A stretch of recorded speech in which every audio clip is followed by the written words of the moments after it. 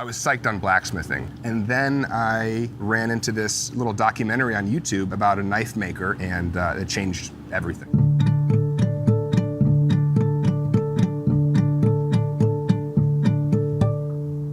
My name is Louise Newsom, entrepreneur and host of The Makers, where we tell the stories of how everyday creatives turn their passion into a sustainable business.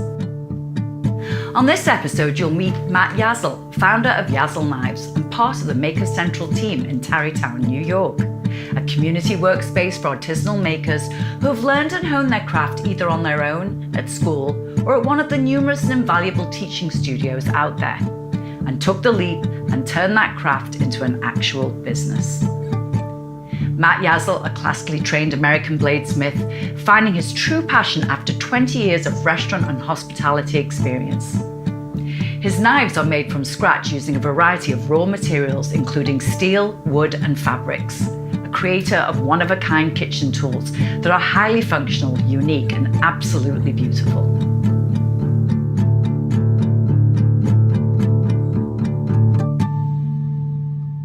It's great being here again at Makers Central, right here in Tarrytown. I'm just so inspired by what's happening in this space. Welcome back. It was fun to have you in the first time, which I rarely say to most people that feel like popping through here, but yeah, I'm looking forward to talking with you for a bit. Yeah, no, I know. We had such a great chat that day, and yeah, everyone was so patient. I was here way too long. I know I left, I was like, I overstayed my welcome. No, not at all, not at all. So anyway, so you studied fine arts. Yeah, you could say that. I guess I did say that. So were you painting, or were you doing sculpture, or none of that? A little bit of everything. I was always, an artistic child.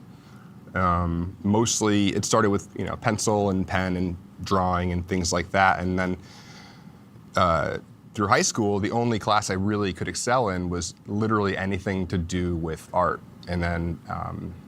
Graduated, all that stuff, went to a community college for art, and yeah, it was mostly pencil drawing again. I dabbled with painting and started learning art history, that sort of thing. So did you actually make a living from this? No, well, it turns out, as I knew even before that experience, that I'm just not a very good student. I don't learn in the same way that most people do. I wasn't a great student, and so I didn't really leave that college experience with all the tools to even be able to, first of all, understand how to start and then run a business, or even to really hone in and figure out what I wanted to do with my art. So. Well, but obviously you did. I mean, you're doing two things that you just said that you didn't know how to do. You're running a business. Yeah. And you got into the craft and the art of bladesmithing. Mm-hmm. So how did that happen? Well, I had to think about it for about 20 years. And I don't really know. It's just one of those things, I guess, that for me, it found me at the time in my life where I was ready to find my passion. And I think that if I had discovered this, right out of high school or even 10 years ago, I might not have taken it as seriously or have been as passionate in my pursuit of it. Where did that come from?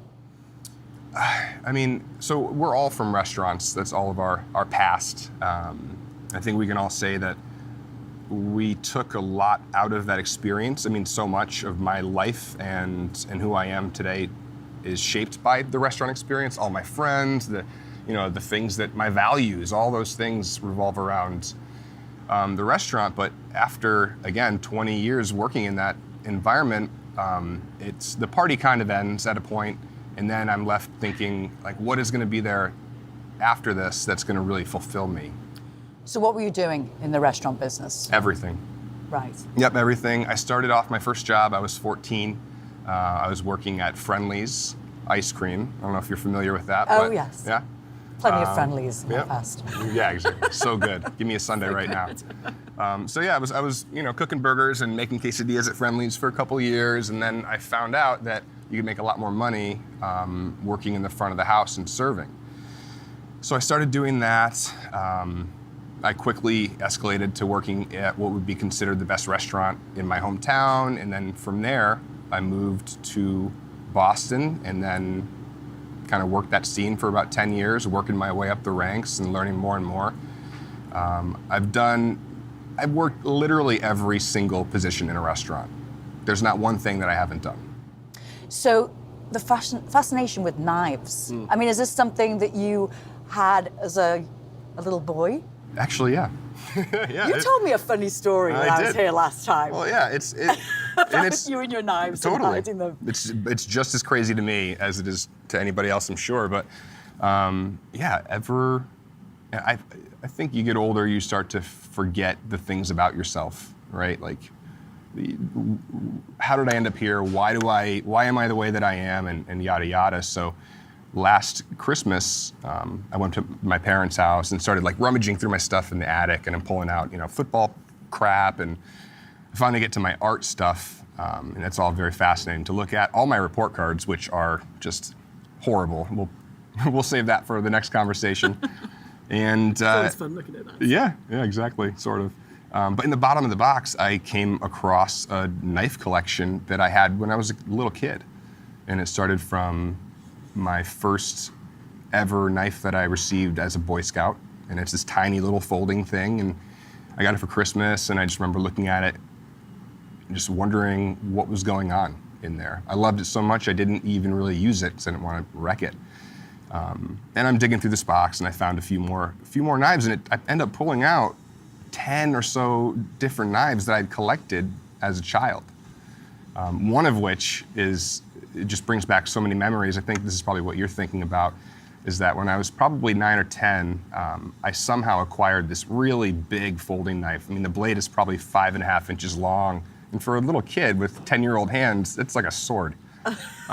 Definitely. Yeah. Lethal weapon. Oh yeah. No, where were my parents? Where were they? What were they doing? And we would, my friends and I would love to like kind of tromp around the woods and do that sort of stuff. So every day before I left for the woods, I would go to the outside of my house where I hid my knife. I buried it underneath the outer portion of an air conditioning unit, like the big fan thing. So I buried it under there where no one could find it but me, and then every day I would take it out and do my wood stuff with it. And of course, before dinner I'd have to sneak it back into its safe place.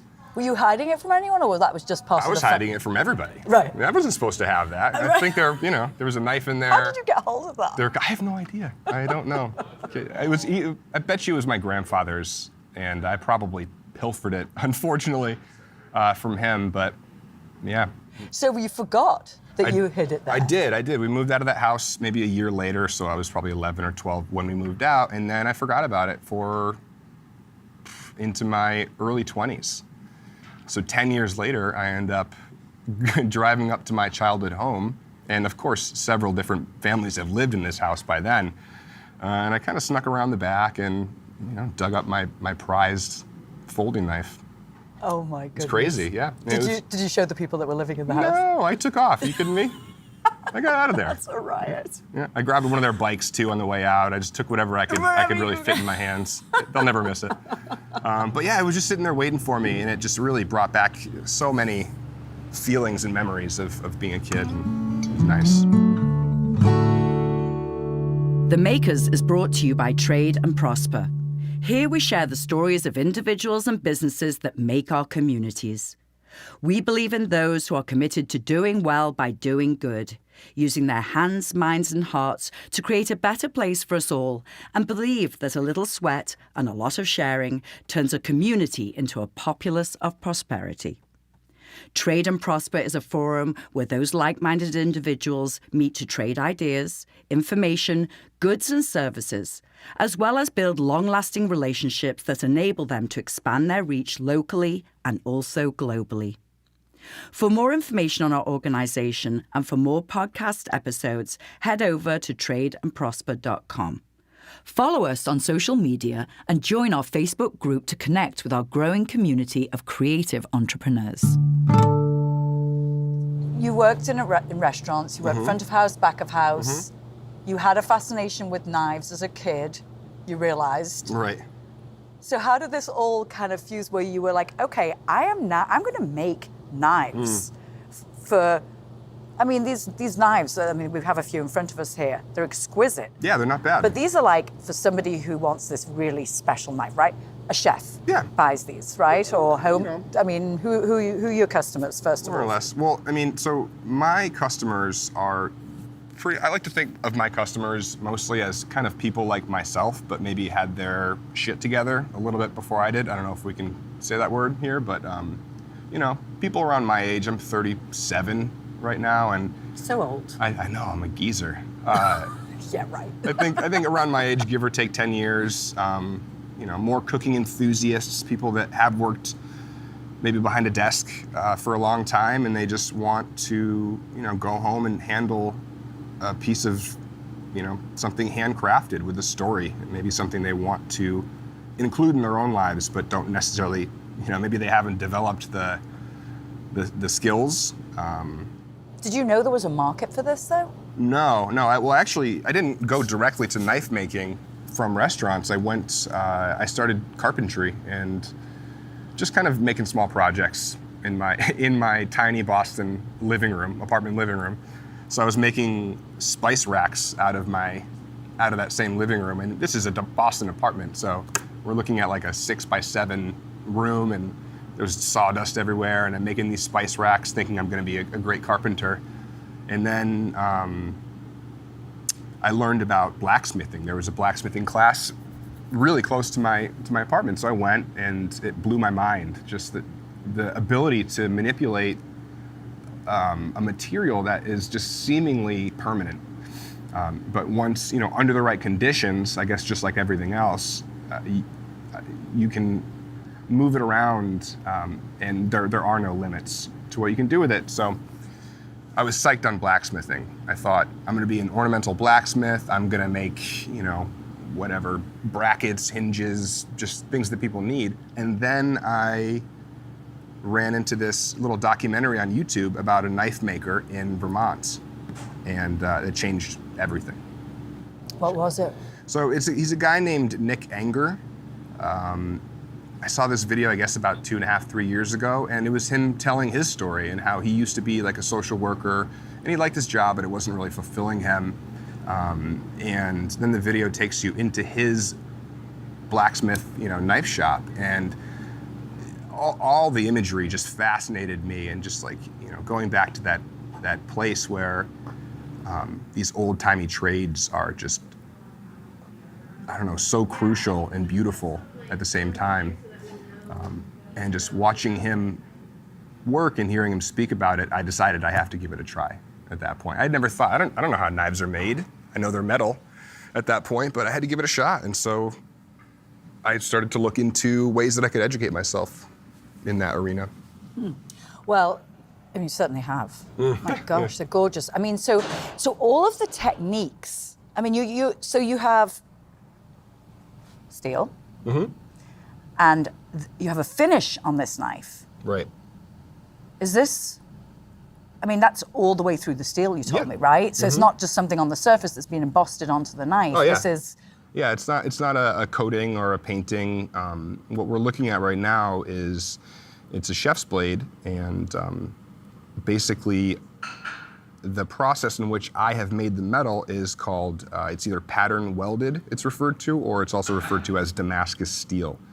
I'm not going to try to teach everybody what that is so much right now, but... No. Is it heat process? Well, yeah. That creates the shading? The long and short of it is that Damascus steel, and I'm sure that everyone has seen a knife like this at one time or another, but it has this really cool kind of wavy pattern in it that looks almost topographical. And it's created by taking two similar but slightly dissimilar types of high carbon steel, and then kind of stacking them on top. They're almost like playing cards, and you kind of alternate, one type, the other type, one type, the other type. And it gives you that detail. You heat it up, and you hammer it out, and you manipulate that now it's a block of steel into different shapes and create different patterns. So let's talk about the shapes, even before we get to the handles. Sure. So, when you think about, especially if chefs are coming to you for knives, what are they looking for? Because they buy their expensive knife set, and it's kind of, I presume, standard shapes, Yeah. and there's certain sizes, and they do different things. But you have some unusual shapes here. So what I like to make, typically, I like to make an all-purpose chef's knife. So the things that we have in front of us here are, it's kind of like a mashup of both, Japanese stylings as well as more European stylings. The Japanese have a different type of knife and knife shape for like every kind of fish. They have got like a million different knife shapes for very, very specific tasks. Whereas, the American or German European chef's knife it's heavy. It's a workhorse. It's a big tool. We've designed our chef's knife to be like a multi-purpose tool. It's kind of like, this is our one knife. We want it to do almost everything that we need it to do in the kitchen, whereas, Japanese knives are very specific.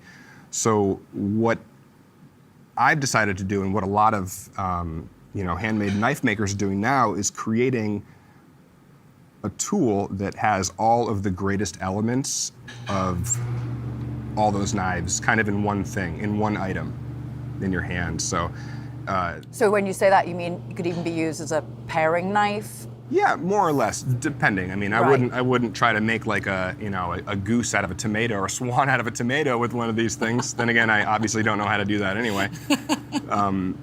But yeah, like. I mean, do you get feedback from chefs who say, do they give you feedback?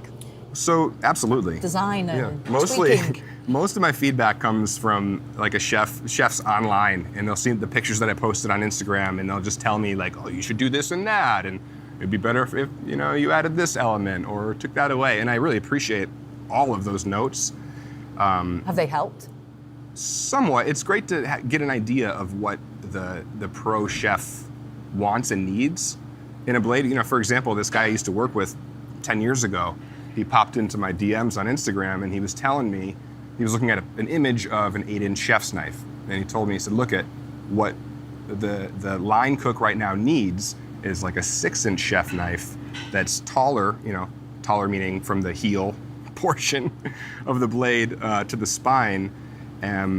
Just because in a professional kitchen setting, it's faster, there's not as much opportunity for them to either hurt themselves with the knife, or they can kind of just not even look at this knife and buzz through all their prep work. So how come that's not a standard feature in a knife set? I mean, that's a very interesting Yeah, it's a very insight. It's great insight, and I love to hear stuff like that. And, I mean, I haven't designed or built that piece yet, but it's certainly something that I will in the future, and I'll market that towards, chefs on the line guys. It wouldn't be fancy like the things in front of us, because those guys are dropping their knives all the time, and they're borrowing each other's knives and whatever. So I wouldn't put a piece that you're in love with behind in a professional kitchen setting, but for a tool. But for a tool for those guys just to get the job done, I think it was really great to get that feedback. I mean, on that premise, thinking about your business model, obviously your niche. Mm-hmm. Do you see yourself staying that way? Even just talking about this concept of this just one knife that could be used for many. Yeah, I definitely do. I didn't start doing this to make $1 million. My dream here is not to sell my designs of my knives to commercial knife companies and have them make them for me, because that defeats the entire purpose of this. I'm passionate about this because I see it as something that I can truly enjoy doing until the day that I die. I don't want a job where I'm just counting down the days to retirement. And for me, if I make a good living to where I'm a happier person ultimately, I think that's where I want to be. Keep it small, keep it very personal. I really enjoy interacting with my clients and just actually having the experience of seeing their reaction and their joy with their new, with their Yazel knives. So let's go back to the knife design. Sure. And talk about the handle, because the handle is, first of all, a whole other material. Yeah. explain to me what you're using here and why you're using it and where you're even getting it from. So, yeah, the handle is definitely a different animal. And side note, this is a huge reason why I love knife making, because it's not just about making the blade.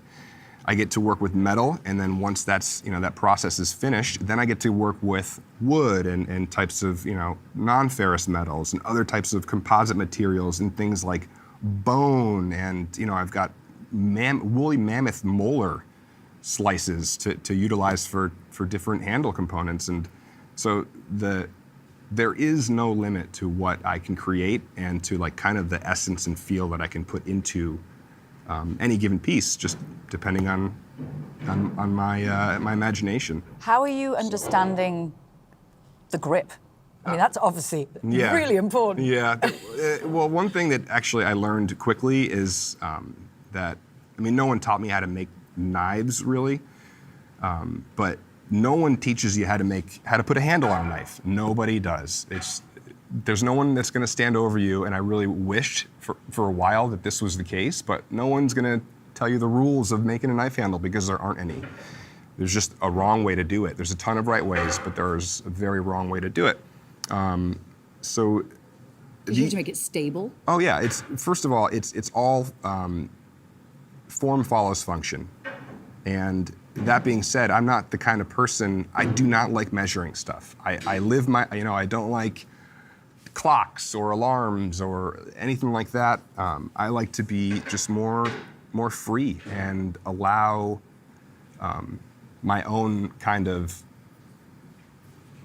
physical experience to help, and to help guide me. Yeah. So as far as these knife handles go, I'm taking it, and my hands are a little bit bigger, I think, than the average, but typically I want to make sure that my front two fingers fit above that first ridge. So that's your support ridge. Yeah, and snug up to the handle, and then my back two have a place to go. So that's kind of like, if I was to say this right, the two front fingers against the knife blade are supporting the whole piece, right, and the back two fingers are the pivot. They allow you to move the knife. If you need to, right, exactly. So most often, people are gripping the knife at the blade itself. Oh, at the blade. Right. They put their first finger and their thumb on there. Because it's just more, you get more like dexterity out of it.